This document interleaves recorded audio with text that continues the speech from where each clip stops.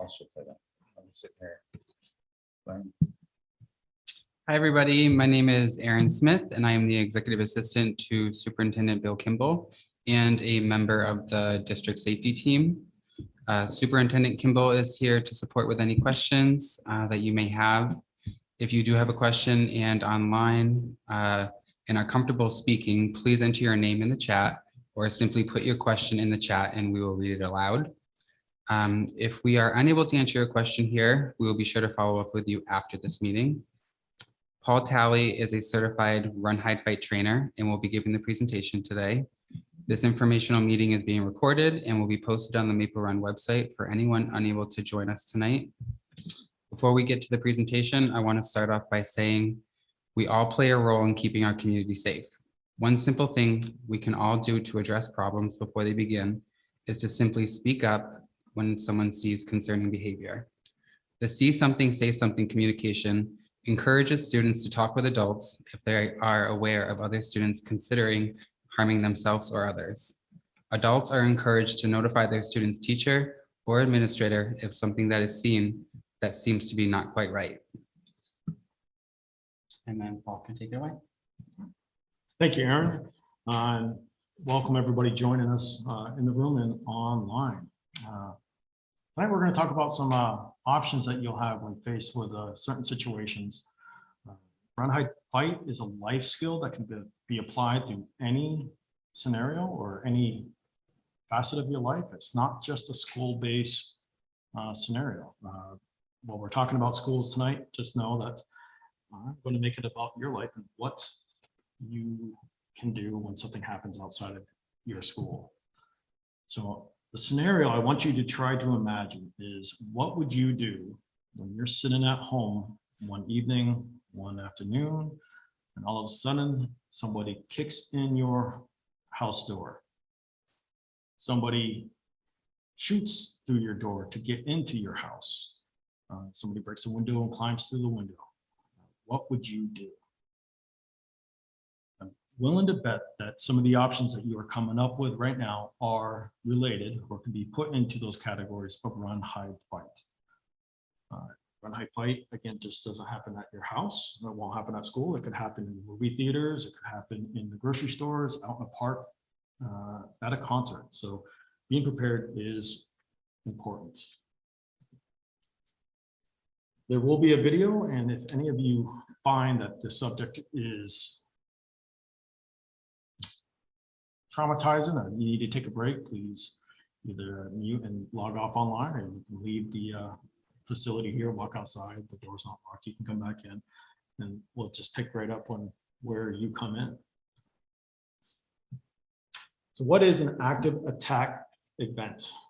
Up here we have an active shooter, but I want to get away from what an active shooter is and call it more of an active attacker, because it's not just going to be a shooter. It could be somebody with a knife, it could be somebody with needles, it could be somebody with homemade bombs.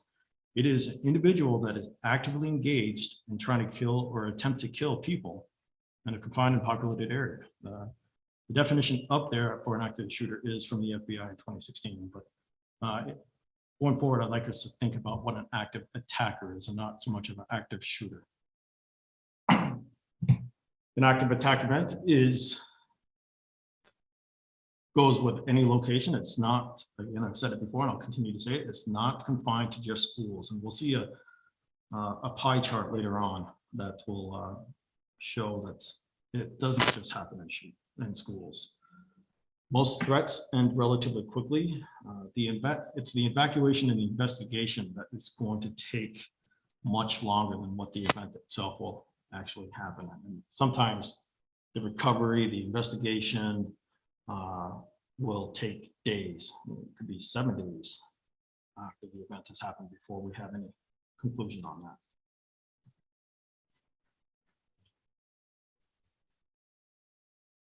The average response time for law enforcement to get to a situation that's happening is 3 minutes. Often civilians will have to take matters into their own hands, which is why we are here to learn about run, hide, fight and your options in those situations before we can get there.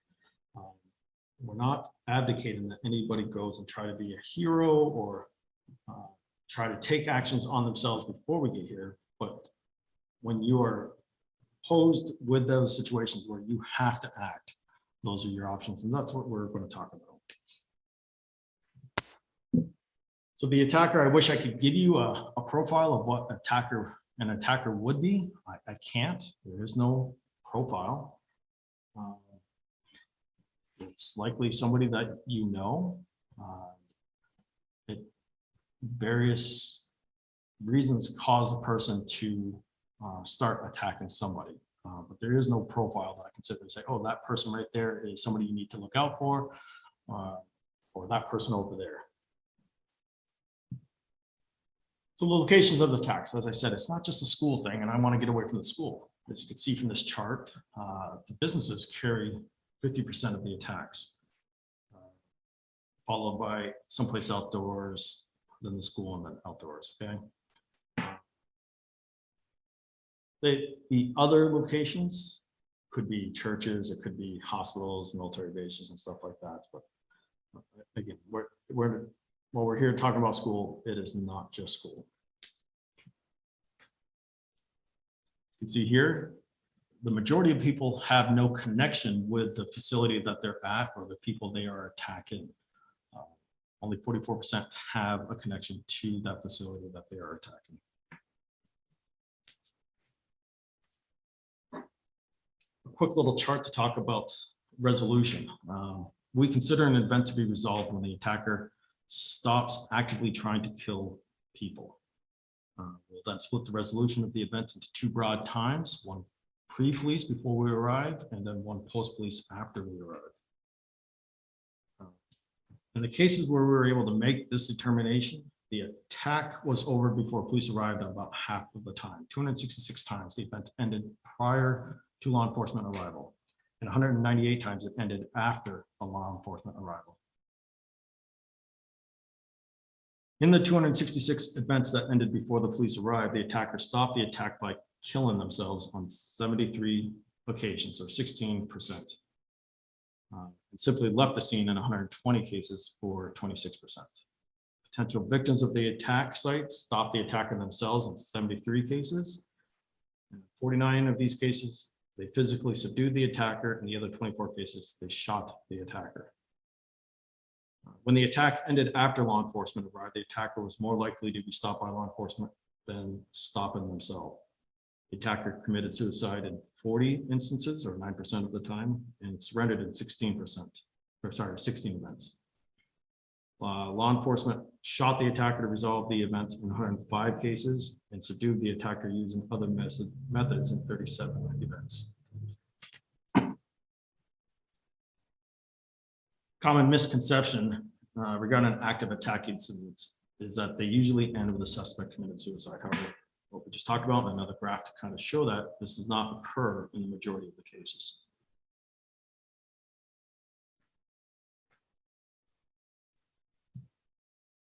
Now the chart to show you before we arrived and after police arrived is simply what we just talked about in the 2 slides ago, but just another way of looking at it.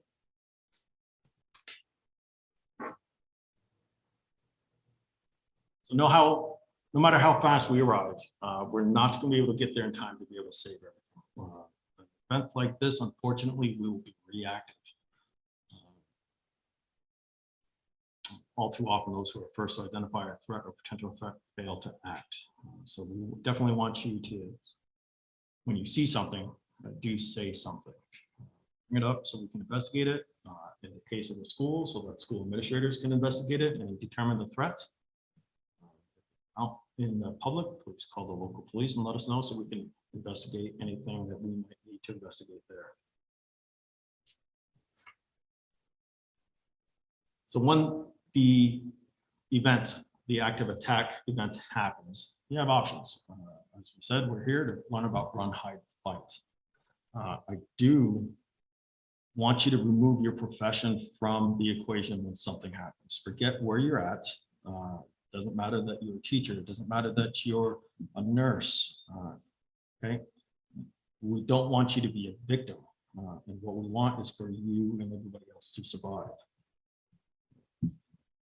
I can't tell you specifically what to do in each situation. Run, hide, fight is not a fluid moving option. Well, I say run, hide, fight, run being the first option because I want you to run. You may be faced with a scenario where you have to fight first. I can't tell you when to do that. You have to make that decision yourself. On the next slide, there's a short video. It is made by Department of Homeland Security. It's probably about 5 years old now, but it is talking about the school aspect of it. There's various videos out there talking about run, hide, fight, and active attackers that you can find if you wanted to research it, find out about a business or out in the community. But tonight we'll talk and look over the one about the school.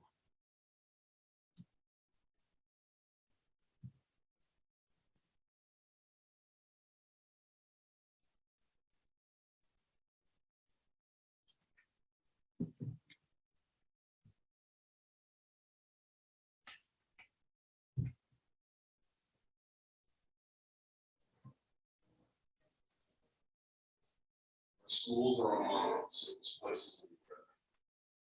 Children are safer in school than riding your bike, driving your car. As safe as our school buildings are, towards violent attacks at places that no one trained would ever. Places like Holland, troubled people sometimes lash out. Sometimes they're sometimes taken seriously. The increased prevalence of guns has made access to weapons. Children need to be prepared for the worst to ensure students and staff protect themselves. In the event an individual enters your school,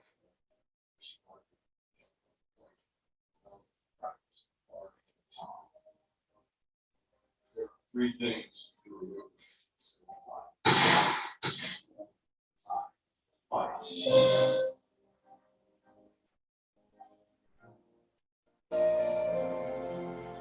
Always remember, if you see something, say something.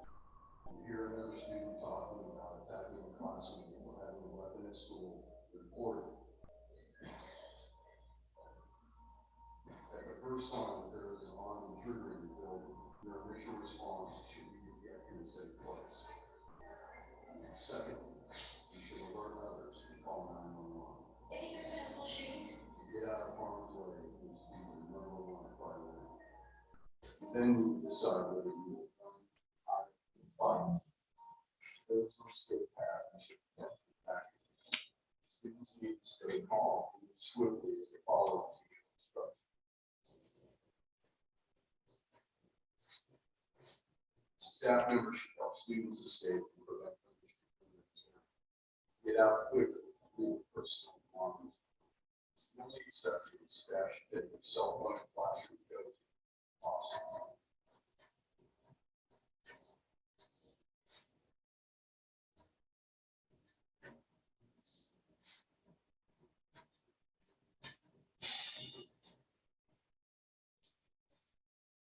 Evacuation is not possible. Determine the area you are in. Stay calm.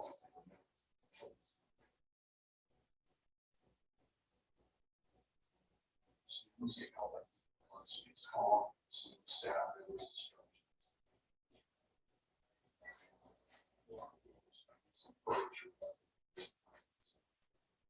Silence all electronic devices. Very soon. Even though the person is all home, they're safe.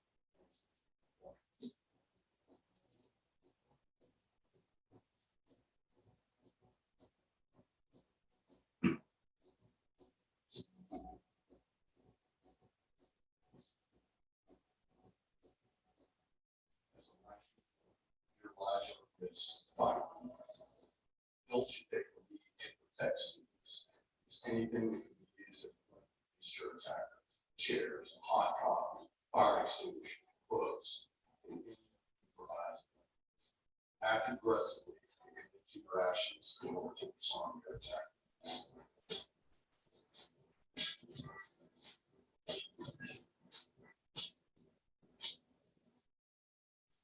When law enforcement arrives on scene, their hopes will not have any suspect. Once that has been accomplished, then else. Be aware of your environment and consider all options for excellent safety. Always have an evacuation plan staff and students capable. An incident like this, they will generally just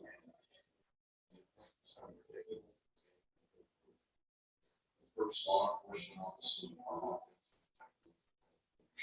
They are well trained and are there to stop the attack.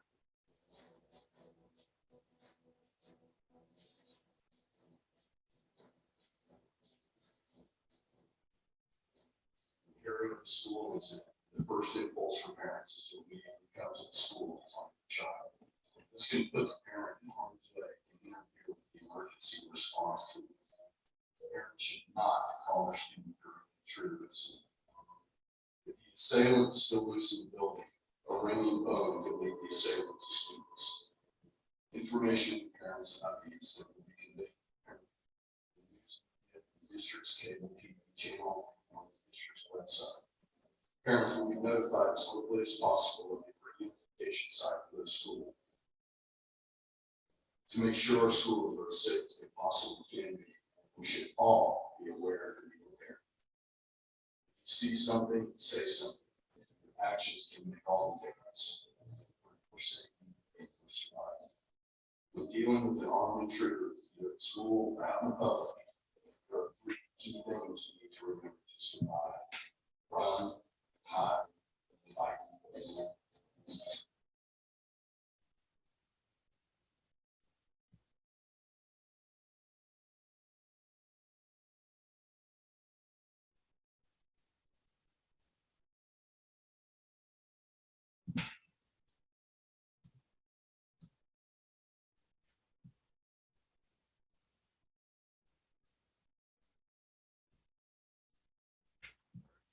So while we start to talk about each option, again, I want to point out that they're not in any particular order.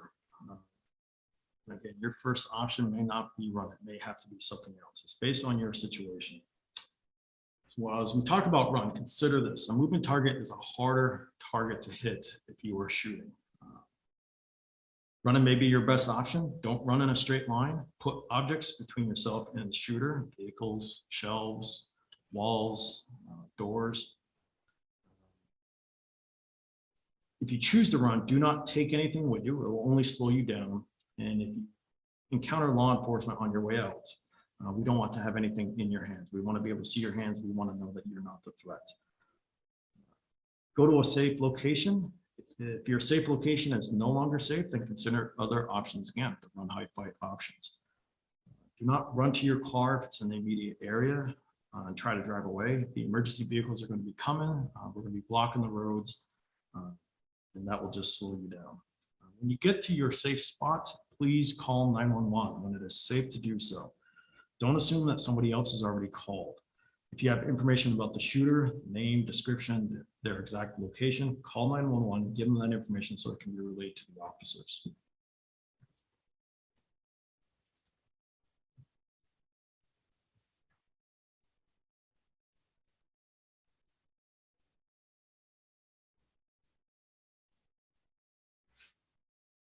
Hide if you're not an immediate threat and you cannot escape. Make it difficult for the active attacker to get to you by barricading the door if possible. Perhaps climbing up on shelves or pallets is an option depending on where you're at. Just please do not be visible. When you barricade those doors, think about your next step. Can you escape? Can you go through another room? Can you put more barriers between yourself? It may, if you're up on a second floor of a building, do you want to consider jumping out that window or lowering yourself down a little bit more so you can get out if something happens? If you choose to hide, be silent, silence your phone, don't call anybody. You don't want anybody to hear where you're at. The choice to fight will be the hardest for many people to consider. Remember, the goal is to survive, and this is an option. Most of you are saying to yourself right now, I don't know how to fight, or that the school is not going to teach me how to fight, or my business hasn't taught me how to fight. And that thinking is kind of flawed. These are individual options, and by no means do I expect any of you to be the next Steven Seagal black belts, next MMA fighter.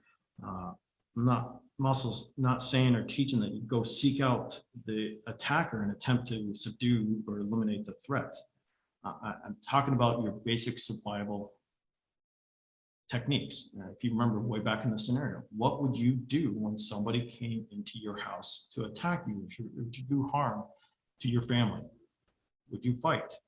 Would you run? Would you hide? If the answer is fight, how would you fight? It's the basic survival skills. And as we saw in the video, it's the chairs, it's the something heavy, it's the fire extinguisher. Either you want to hit them over the head with a fire extinguisher or discharge the fire extinguisher. Just be wary that would affect you as well.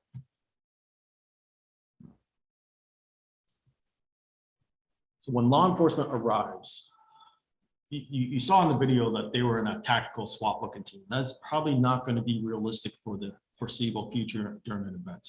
We're going to show up in whatever we're wearing, plain clothes, the everyday uniform, and so on.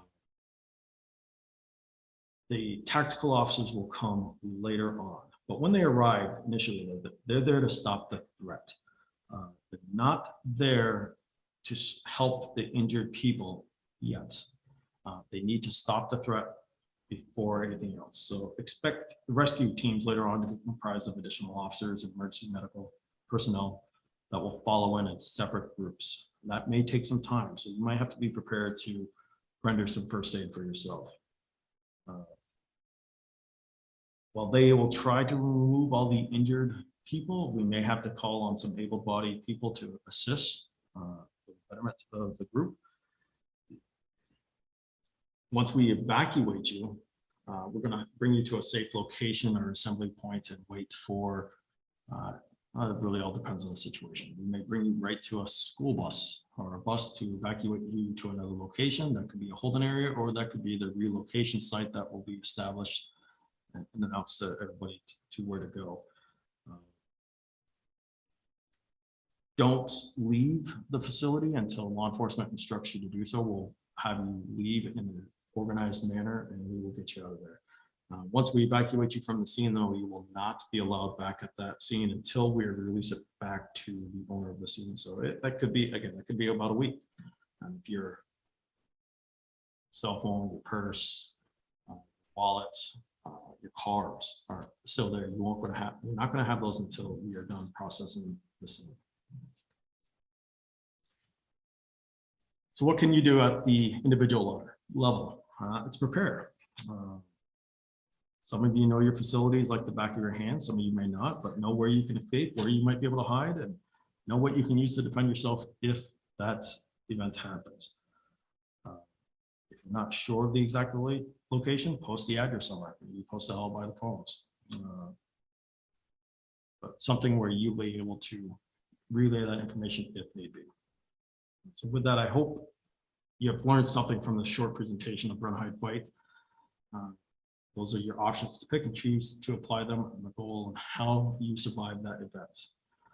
With that, I will open it up to any questions that might be lingering. And if you're joining online and you have questions, just go ahead and type your name in the chat, or you can simply type your name in the chat. We'll give everybody a couple minutes.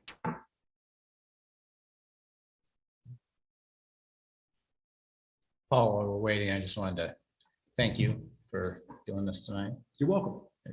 Something that will be a good resource for others to see at another time, as well as for parents and educating our community about how we're training our staff and in their staff. We train our staff with this, and they're there to support the kids if we ever need to. Yes, absolutely. Thanks for inviting me. All right, and no one online has reached out with any questions, so we'll go ahead and wrap up. And I just want to thank everybody for joining and watching this informational session. As I said earlier, this has been recorded and will be on the Maple Run website by next week. The video post will have my contact information for any follow-up questions that you may think of after the session. As we close, I want to reiterate that we all play a role in keeping our community safe. Please, if you see a concerning behavior or just something not quite right, notify any staff member you feel comfortable speaking with. And thank you.